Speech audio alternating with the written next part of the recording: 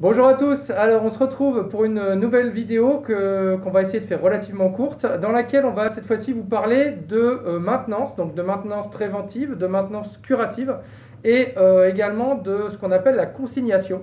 Et donc Madame Bourg va vous expliquer plus en détail de quoi il retourne. Bonjour à tous.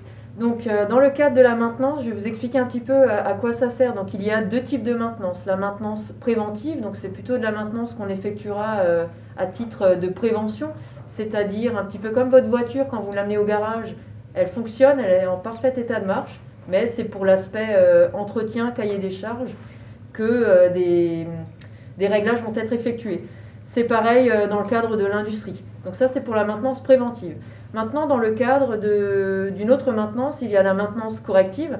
La maintenance corrective porte bien son nom, hein. Vous allez devoir faire une correction, agir pour arriver nouveau à un mode normal. Et je vous parlerai des opérations de consignation. Pour la consignation, il y a deux types de consignation qui regroupent l'ensemble de cette opération. La consignation mécanique, donc qui peut correspondre à la mise en place d'un cadenas sur une valve, avec cadenas justement pour verrouiller le tout. Ça s'appelle la consignation mécanique. Donc la mise en place du cadenas sur un robinet va éviter en fait à l'opérateur de manipuler le robinet en défaut. Une fois le cadenas mis en place, la petite clé doit être retirée, sinon à tout moment on peut enlever le cadenas et donc cela ne sert à rien. Donc la petite clé, elle est stockée dans un endroit bien plus sûr. On a vu la consignation mécanique, il y a une deuxième consignation à faire qui est très importante, c'est la consignation électrique. Avant d'intervenir, avant que l'équipe de maintenance ou nous-mêmes devons intervenir sur l'organe en défaut, il faut à tout prix couper l'électricité et se mettre en sécurité. Pour cela, on va mettre le coffret électrique en arrêt et pareil, avoir ce système de cadenas. Petite remarque, si le coffret électrique est commun à plusieurs installations, on va retrouver différents cadenas si plusieurs interventions sont prévues sur différentes installations. Donc si on doit condamner, mais si se protéger surtout du produit, à ce moment-là, on peut mettre en place une queue de poêle. Donc c'est le terme utilisé dans les entreprises ou un joint plein. Donc la mise en place entre deux brides de ce joint plein va permettre en fait d'isoler le réservoir qui contient le produit et de pouvoir sur une ligne bien après de pouvoir intervenir en toute sécurité. Après les opérations de consignation effectuées et après avoir formulé une demande d'intervention et après avoir récupéré l'autorisation, on peut démarrer. C'est-à-dire que je vais déconsigner et moi, équipe maintenance, je vais pouvoir démarrer les interventions pour effectuer la réparation. Donc avant de démarrer mon opération de maintenance, je vais baliser ma zone. Donc cela peut se faire par un ruban de travaux type blanc-rouge ou on peut le matérialiser avec des plots.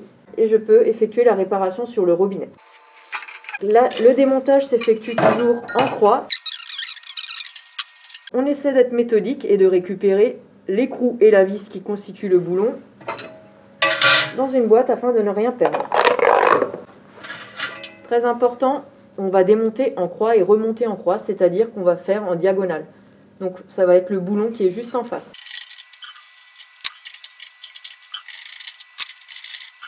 Suite au démontage, je me rends compte qu'il n'y a pas de joint. C'est pour cela qu'on m'a signalé un problème. En effet, ça devait fuir. L'absence de ce joint ne garantit plus l'étanchéité de la ligne de soutirage du doseur. Donc je vais procéder à la mise en place du joint. Il ne faut jamais que deux surfaces de même matière soient en contact sans joint. Donc je procède au remontage en croix, à la main, toujours à la main, avant d'utiliser les outils adéquats.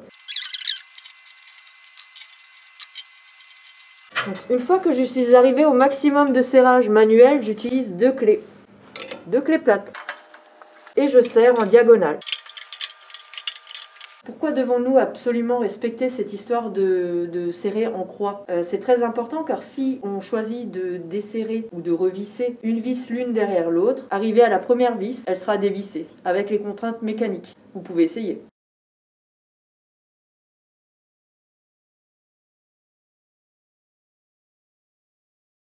Voilà, cette vidéo est à présent terminée. J'espère que ça vous a plu et puis que ça vous aura appris des choses concernant la consignation et que ça vous aura éventuellement donné envie d'en savoir plus. Nous, on se retrouve à très bientôt pour de nouvelles vidéos. Ciao!